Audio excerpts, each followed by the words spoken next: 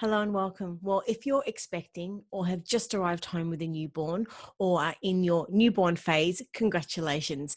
This is undoubtedly one of the most exciting and incredible experiences in your life.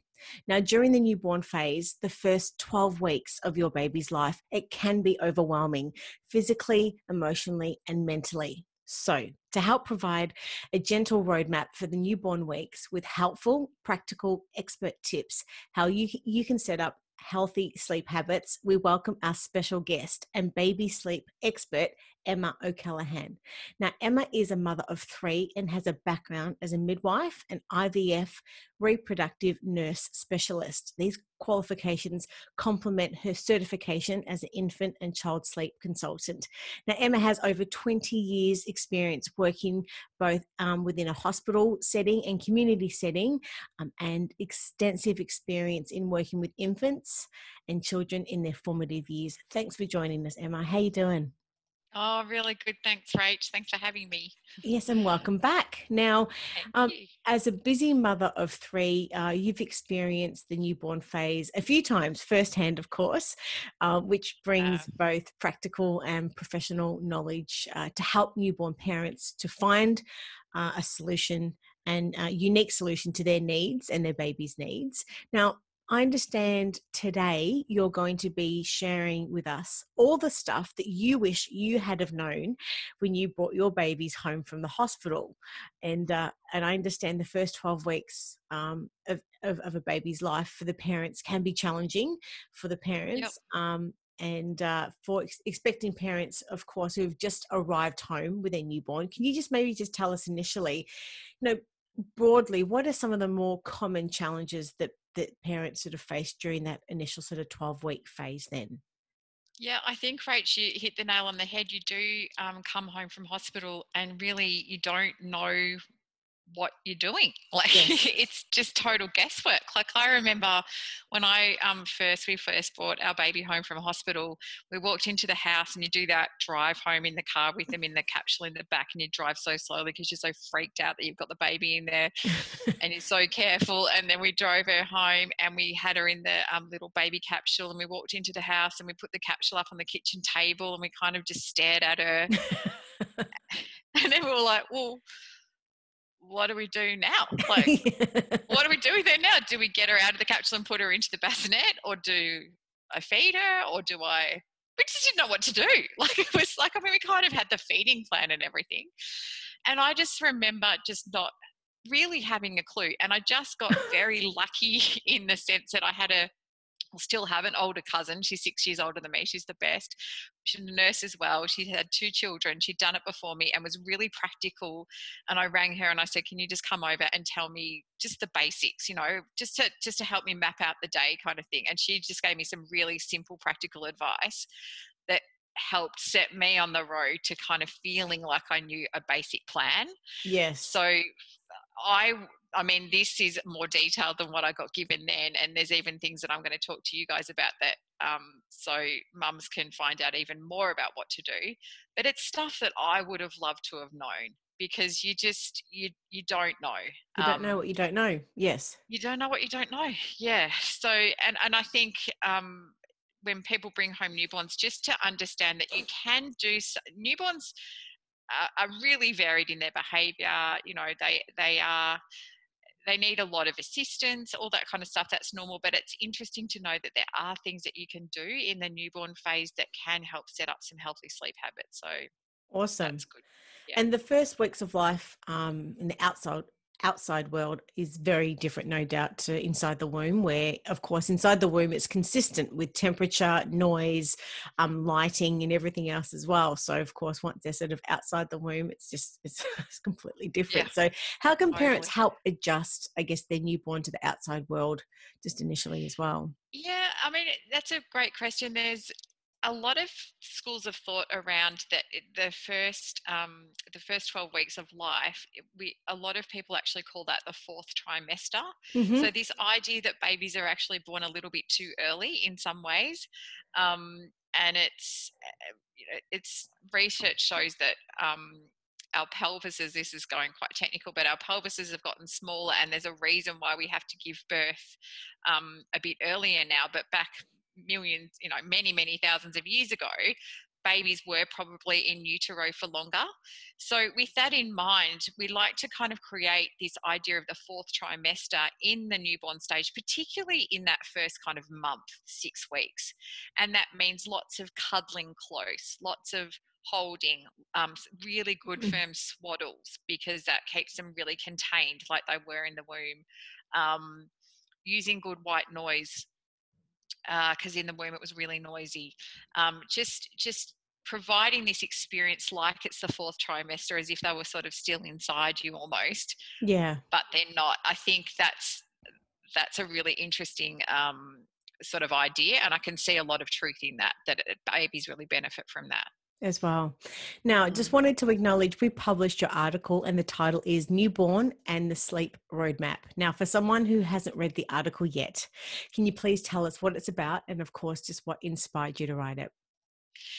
Yeah, Rach, it's basically about a really simple roadmap for the newborn stage. So Mm-hmm. I wrote it for parents who are maybe any mum that's pregnant or thinking about, life beyond labour, because you're so focused on that when you're pregnant. But there is a whole life beyond labour and getting to know your baby. For mums that are just bringing babies home and families, and also for, any parents of newborns, really. So I tried to break it up into really simple steps, like just Mm-hmm. weeks 1 to 3, weeks 4 to 6, and then weeks 7 to 12, because I consider sort of 0 to 12 to be the newborn weeks. Mm-hmm. And just to, do just what to expect in those stages, what is realistic for a newborn, Yeah. um, and just things that you can do to create healthy sleep habits, so that you won't really have problems to undo down the track. That was the idea of why I wrote it, and to make it really simple for parents to understand and then implement. Awesome. And we have a link in the show notes to the article. And of course, the article is featured in our newborn guide as well. So, and I think it's beautifully written. And as you said, it's heartfelt in the sense that this is like a note and a letter to all parents to give them the information and the support that didn't necessarily have initially when you sort of brought your first newborn home. So I think it's beautifully Absolutely. written as well. Now, starting with weeks 1 to 3. Now, what do parents need to be aware of? Because understandably, in these early weeks, it's really about getting to know your baby and establishing your feeding, the baby's feeding preferences, so as a Mm, parent, your feeding preferences and sleep absolutely. cycles. So, can you Yeah. just talk us through that initially? I think when you first bring your bub home, that's just a divine time to be getting to know your baby. Take all the pressure off of thinking about, oh, I've got to get them into some sleep routine or anything like that. They will be really, really drowsy. They're high on maternal melatonin. And what I mean by that is the mum made a lot of melatonin, and that Mm-hmm. crossed the placenta in utero, and that melatonin is still in the baby's system when they're born. So when they come out, they are super sleepy for often up to around 3 weeks. And it's the cutest, and you just want to give them cuddles all the time. They will have no idea of night and day, really. Their circadian rhythm isn't even begun to be developed yet. So I get lots of questions in that really early stage of, why is my baby awake all night but so sleepy in the day? And it's just because uh, they're not necessarily awake all night in that newborn phase in that 1 to 3 weeks, but they're certainly waking up more overnight than often in the day. And that is just because there's no circadian rhythm developed yet. But enjoy the newborn cuddles. I always say at that stage, you don't have to worry about them getting used to the bassinet, particularly. Like, you can put them down a little bit, but that's all really normal. The biggest focus is getting to know your baby and establishing breastfeeding, or if you're choosing to bottle feed or you want to bottle feed, getting the feeding happening, Mm-hmm. and feeling a sense of confidence around that. So that takes time. Particularly breastfeeding is a bit of an art and a science, there's no doubt about it. And I think that would be my biggest focus, just to make sure a mum feels really confident with the feeding. And if you're not feeling great about it, that would be the time to talk to your maternal child health nurse and get some professional help, Yeah. you know, that's what you want to do. That's the biggest focus at that stage. So maternal melatonin is the sleepy hormone, I'm hearing. Correct. Yeah. And the really sleepy state lasts, you said, for about 3 weeks. Is that right? Yes. Okay. Most commonly, yeah. So at Yeah. what point then do babies develop their circadian rhythm then? So that kind of brings us more right into a little bit later on. They they develop their circadian rhythm around 8 to 9 weeks. Oh, wow. That late. Yeah.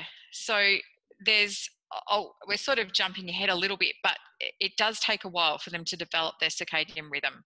So Mm-hmm. I think the biggest thing sort of leading up into the 4 to 6 week stage is, by that stage, maternal melatonin is now running out, yet babies haven't started to make their own hormones to stabilize their body clock and all this sort of stuff. So often around 4 to 7 weeks is the most unsettled period for a newborn. And Mm. it's a lot to do with the fact that they just don't have any of their own melatonin to make them tired. And you can get that real, this is probably the most common time that babies get diagnosed with colic or reflux, or parents assume, because there's a lot, the crying peaks at 6 weeks basically. So there's a Yes. lot of crying. There's a lot of, you can't seem to work out, you can't calm them, they're really fussy. And it's just often, if everything else is going okay and feeding's going okay, the biggest thing that I'll say is just hang on in there. It's just time. And if you can, another 2 weeks, and then the hormones will start to kick in and you'll start to see some proper sleep happening again. Mm-hmm. So, So how can we help babies distinguish between day and night to keep them, I guess, sort of, and like help create that. their sleeping patterns Yeah, as well? support the development of the circadian rhythm. That's what I always, in the very early days, in 1 to 3 weeks, you can sleep them anywhere. You can sleep them out in the lounge room, in their bassinet, all that sort of stuff. But from about definitely 4 weeks, it's a really good idea to start sleeping your baby in the dark. So reason that is, and this is a really cool thing, and I always tell my parents this, when babies are out in the light, it's the same for us as well, but when we're out in the light, in the kitchen, family room, outside, all that natural sunlight going into our eyes builds up serotonin in our brains. Mm. Okay, it's really, vital hormone for us and our well-being.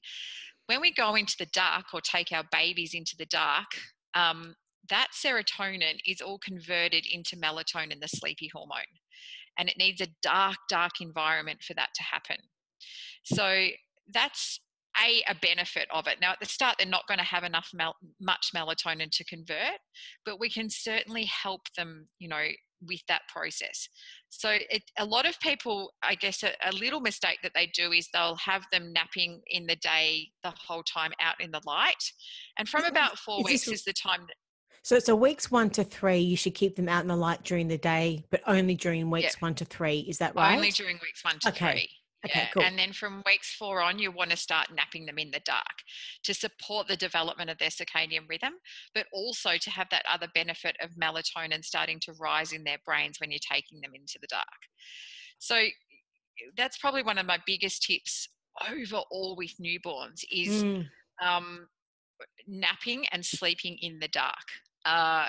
Get creative in their room, or if they're in your room, like really sort of, if you've just got a block out blind, that's cool, but often a lot of light comes in the side and a lot comes over the top of the thing, and it is worth just buying, just a set of curtains or something to block it out, because the darker it is, the latest research really does tell us that they sleep a lot more restoratively, and it's easier for them to fall asleep, and that's a great habit to set up really early on. Mm-hmm. So So the contrast yeah. between natural daylight during daytime hours and then the darkness overnight will assist the babies to learn the difference between day and night. And this is from weeks 4, did you say, onwards? Yes, weeks Okay. 4 onwards. Yeah. So, Okay. and it's important too. So, Rachel, conversely, like in their awake time, this is from weeks 4 onwards. When they're awake, give them a little bit of natural light going into their eyes. So it's often really good in their awake time. Pop them over your shoulder, wrap a blanket around them, walk around the garden, walk out on the street, couple of houses that way, couple of houses that way. Let the sunlight into their eyes. This will all help set their body clock and develop their circadian rhythm. But when it's time to nap, it's in the dark. Okay. So with that then, how long should parents keep their babies awake for then? In the very early stages, like weeks 1 to 3, not long, like an hour, probably tops. So So 40 to 60 minutes, no longer? Yeah, it's really not long, and I've probably 40 seems like nothing, but honestly, I have met some babies that can only tolerate very short times of being awake, especially babies that are born a little bit earlier, maybe lower birth weight, etc. They are very Is overstimulated. this including the feeding time? Yeah, it is. It is. So you can imagine, Rach, like if you're thinking an awake time of an hour, your baby wakes up for a nap, you feed them, that sometimes in the early days can take 40 minutes, when you're learning and the baby's trying to, getting feeding happening. And then you've got 20 minutes and you've got to think, right, it's time to put you back to bed. So, that's a really glad you brought that up, because awake times is something that's really important to stick to. And I'll go through, as they're a little bit older, they can go 4 to 6 weeks. It's more like an hour and a half awake. But one of the biggest mistakes I think people make is, of course, with a newborn, you've got all this, I suppose not so much now in COVID lockdown, but, I used to see families coming over and everyone passing the baby around and Nana cuddling the baby and, Too much. aunts and they are just so overstimulated. Like they're too young for that. They can't handle it. And they've been kept up an extra half an hour. And even that to a newborn is a lot. And then they're what happens is their bodies get flooded with cortisol and adrenaline. It's sort of the body's natural way of giving them a bit of a second wind. Yes. But this second wind makes it really hard for them to then calm down and go to sleep. And they'll just cry and cry and cry because they're just overstimulated.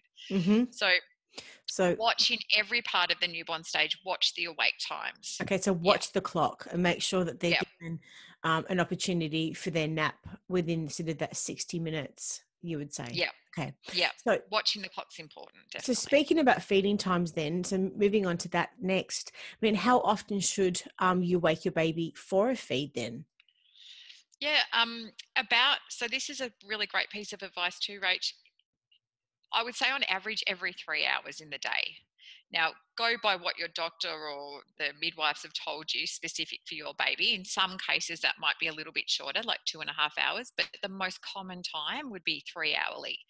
So what that looks like is when a baby, you're bringing a baby home, there will start to emerge a period over 24 hours where the baby sleeps a little bit longer, so maybe does a 5-hour stretch. That's quite common. It starts to the baby will start to sleep, do a big sleep. Now, we want to encourage that 5-hour stretch or say 6-hour stretch to be happening overnight, not in the day. Yes. And one of the ways we can do that is by feeding them 3 hourly in the day. And you've probably heard that, you would have definitely heard that saying, never wake a sleeping baby. That is actually a myth. That's an old-fashioned myth. It is actually sometimes important to wake a sleeping baby in the day. So I'll often say to parents, and this is for all stages of the newborn, like what it looks like is you might start your day at 7 a.m. with a feed, and then it is a lot of clock watching. Like you're thinking, okay, I've fed at 7, my next feed mental note will be 10 a.m. and then 1 p.m, 4 p.m, and so on. You're just counting out every 3 hours, and this is a good way to map out your day. So they'll have the feed, you're watching their awake time, they'll be back in bed an hour later, and then if it's 10 o'clock, get them up again and offer that feed again. So that sort of, it keeps the calories going into them. It keeps the nutrition happening at the age appropriate rate, I guess. But it also encourages that biggest, and then overnight, you don't have to wake them 3 hourly. You just let them wake up when they wake up. So it's different overnight. You don't do the 3 hourly. Just let them wake up, and you might get a 4 or 5 hour stretch overnight then, because you've been doing the wake ups in the day. Okay. So I understand that most newborns feed every 2 to 4 hours, and they have roughly about 8 to 12 feeds in within sort of 24 hours. That'd be, So yeah, we right. should wake our baby up every 3 hours during the day for feeding, and Yeah, on average.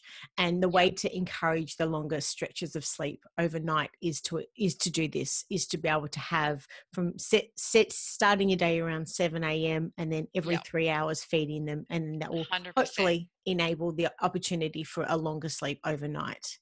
Yeah. Okay. And it won't happen straight away, but if you just consistently do that, it will start to emerge. Hmm. And it's just one of those things, if you never knew to do it, you just wouldn't know. But You if you wouldn't know. start to do that, you'll be like, oh wow, I got 5 hours straight sleep last night. Winning. Amazing. So you shouldn't necessarily wake your baby during the night to feed them. So just No, basically, yes. So when they wake themselves to feed during the night. So correct. say we get to 7 o'clock and they're still asleep. Should you wake them at 7 o'clock to start your day then? I mean, make that a bit flexible, like 7:30, something like that. But yeah, a good set start time to the day is helpful in Hmm. baby world, because Structure. having a set start time to the day means that you can have a set end time to the day, and it's all to do with the circadian rhythm again. I know that if we wake a baby up at 7 in the morning, that 11 hours later, this is kind of a bit of an older newborn, like when the circadian rhythm is developed, but 11 hours later at 6 p.m. at night, their melatonin is really going to be rising and their body's telling them it's time to go to bed. Hmm. So, that's the benefit of having a set start time to the day. But don't Hmm. don't make it too rigid. It's not, in this stage, it really is about enjoying your baby, and you're going to have some nights where you're so tired. So what, you wake up at 8 that morning, or it's not the biggest deal in the world, but it's just good to know, generally keep it within an hour's kind of range somewhere, Yeah. and that will help things. And any tips for swaddling and just noise in general? You mentioned white noise before, but what about Yep. swaddling? Swaddling is awesome. So I highly Awesome. recommend swaddling.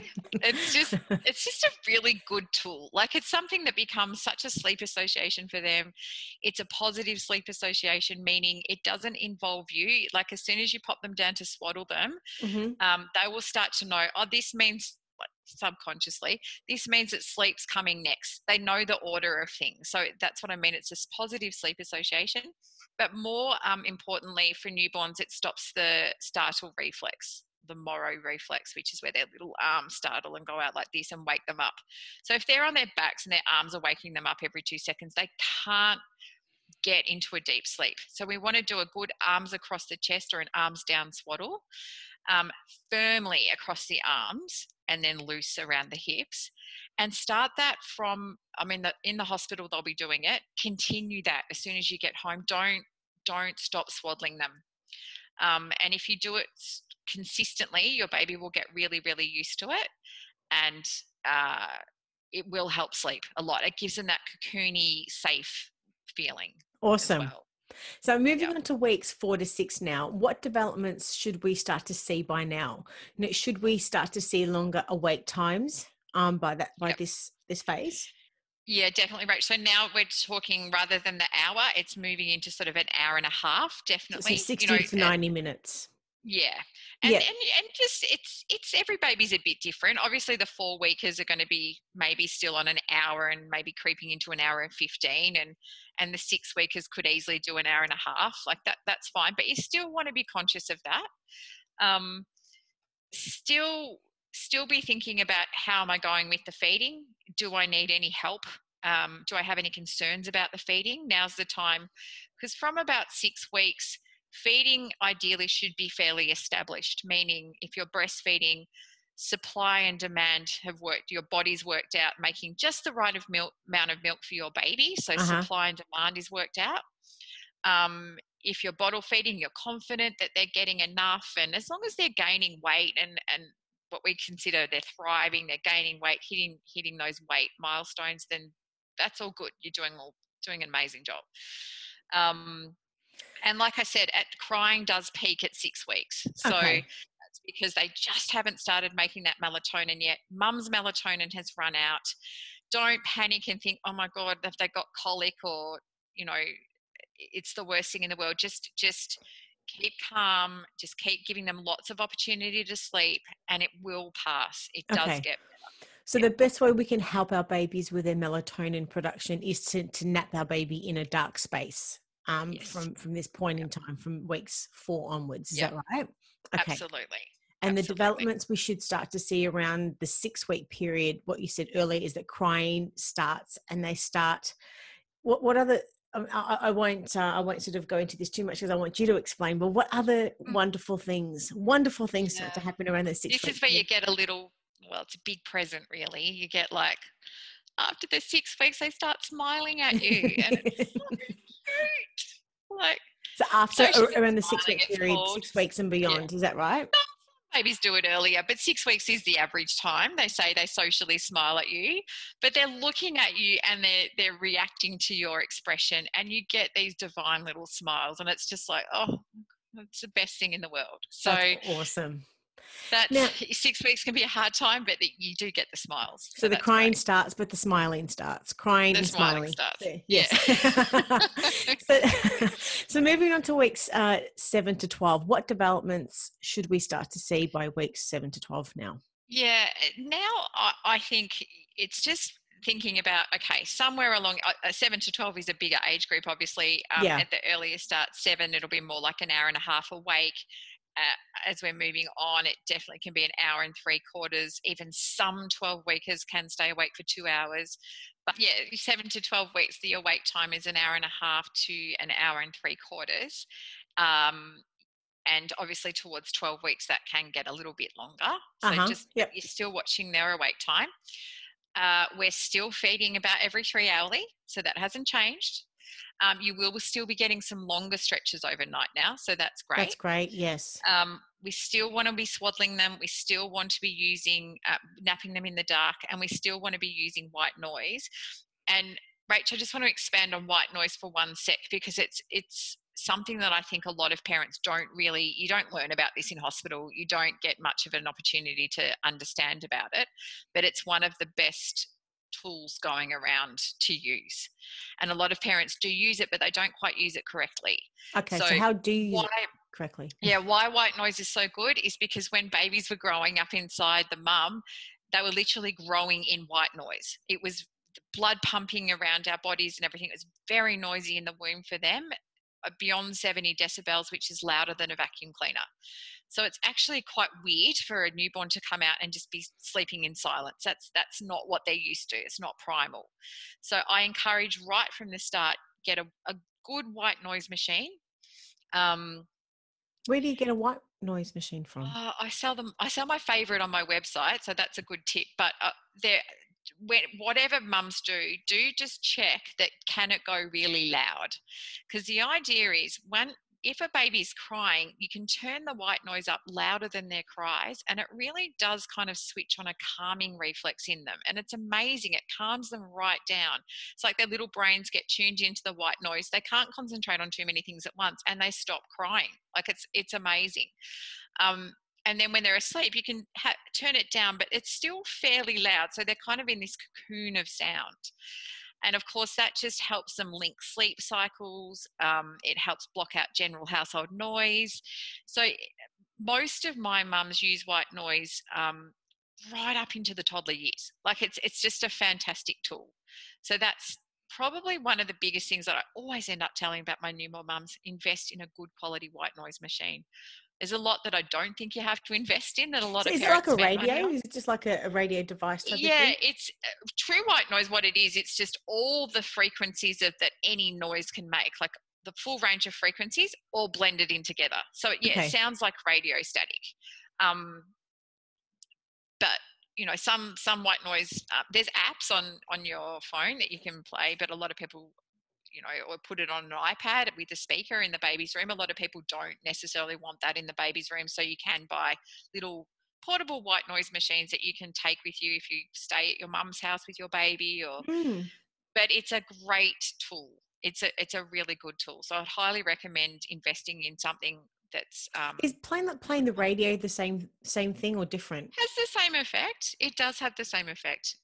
Not the actual radio, not music. It would have to be set on static. So a lot of people, when they're using a machine, they'll put it on heartbeat or waves or something. That's not true white noise. We want that proper kind of shh, that constant, Wow. um, proper white noise sound. That's what has the calming effect on babies' brains. So use that all the way through. All right, That cool. doesn't change. Yeah. So by week 7 to 12, the baby's their melatonin, I guess, is sort of their own melatonin is Yeah, developing, and clear correct. sleep cycles should really now become established. And average awake time should be between 90 minutes to about an hour and a half. Is that right? Yeah. Okay. Yeah. Well, 90 minutes plus or minus 15 minutes. So yeah, some an hour and a half, some an hour and three quarters. That's right, Rach. Okay. And so, what are the benefits of supporting your baby's circadian rhythm around week 8 then? Just to really, because they are starting to make their own sleepy hormones, they are starting to make, I mean, there's a lot more than just melatonin involved in this process. There's other hormones at play as well. But if we can do that, it just means that they will sleep better at night and be able to nap better if we get their circadian rhythm happening. It will help them sleep at night, which is kind of what every parent wants. Yeah. Is the biggest thing. So And how about weeks 9 to 12? Now, why is this a good time to begin settling your baby in your arms, like a little less, and instead practice settling them in the bassinet or cot? yeah, so a lot of the time with newborns, we just have them falling asleep on us and then pass them to dad and they fall asleep on dad. And everyone, I mean, everyone loves cuddling a sleeping baby. I get it. But it's just that babies learn what you practice with them the most. And there'll come a time, it's a really physical experience to be lying, they'll be swaddled, but lying flat on their back in the bassinet. That's a very different physical feeling for a baby than falling asleep cuddled. So if you never practice that, when they get to 4 months, this is going to become a problem. It will interfere with their ability to fall asleep a bit more independently. Right. So I do think it's really important, even a bit before 9 weeks, to be honest. I would even start it earlier. I know I've written here 9, but at least by 9 weeks Yeah. to have you don't have to do every nap, but just a couple of naps a day where you're putting them in the bassinet and you can pat them, but just let them do the falling asleep in the bassinet. So they've got that physical experience of what it feels like. A lot of the time parents put their babies to sleep in the bassinet at night and they're doing okay at night, but they nap them all day on them or in a baby carrier or in the pram, or they never give them that experience in the day in their bassinets. So I would just have that in the back of your mind. Okay, now's the time to start practicing. Just once or twice a day, just pop them down for a nap there, and Okay. then they'll So, get used to that. so before weeks 9, then it's okay to be having the baby sleep outside their bassinet or the cot, but It from weeks is. 9 to be able to You want to be really starting to, yeah. establishing that routine then. Okay. Yes. All right. Yeah. What about weeks sort of 12 then? Why is this a good time to think about establishing a gentle and like flexible routine then? Mm.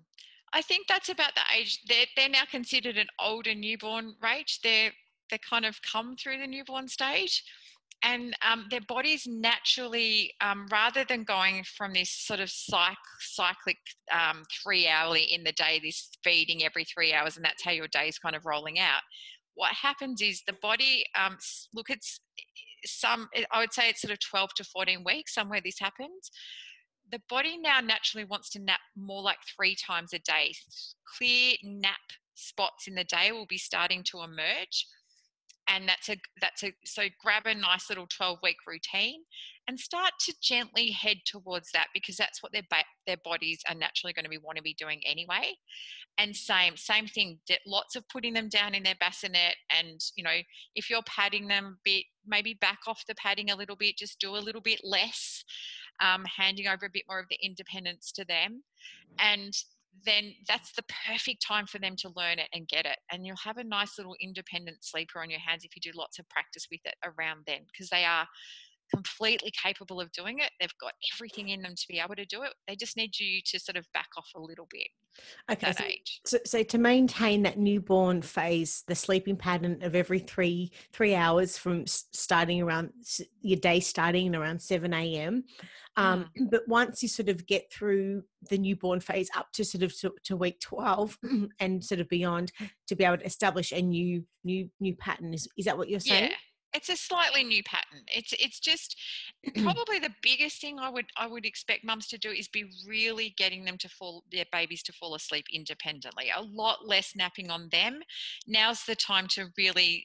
It's getting a bit serious with naps now. They do need to have these restorative naps in their dark room with the white noise on, in their own space. That's important. They'll get deeper sleep. So we want to be really handing over that to them a little bit more at definitely by 12 weeks. Well, this has been a wonderful chat, and as we said at the start, it was meant to be a gentle roadmap for these first 12 Yeah. weeks, and you've definitely done that. If you were to summarize, I guess, your key messages for anyone watching and listening, what would they be? I think, Rach, just to say it's completely normal to bring a baby home and not have any idea what you're doing. You're not alone, but help is out there if you want someone to just sort of hold your hand through the newborn stage. I do lots of packages where I am just gently talking to parents along the way, and that's a great thing. A lot of parents just love that. There's not a lot to do, but there's certainly in each age bracket some simple little things that you can do that will encourage really healthy newborn sleep, so that at 4 and 5 months you don't have a major sleep issue on your hands. And it's just simple things that you can implement now. But if you need help is out there, definitely. Awesome. And if anyone's got any questions for you and or want to reach out to you after this chat today, whereabouts can they find you? Yeah, Rach, my contact form's on my website. So I'm at www.babysleepexpert.com.au. And you can just fill in the contact form there. Ask me any questions. I do loads of free 15-minute sleep consultations if you just want to ask something. Or you can follow me on Instagram and Facebook. And on IG, it's babysleep.expert. Awesome. And yeah, just follow me. Lots of sleep tips there. I'm happy to help anyone. Thank you so much for all of your wisdom and all of the information that you've shared with the audience today. We'll have all of your links for everyone to find you after this chat. But thank you again, and can't Thanks, wait to catch up with Rach. you again in the not too distant future. But in the meantime, stay safe. Take I care. will. Thanks for having me. Bye. Take care. Bye.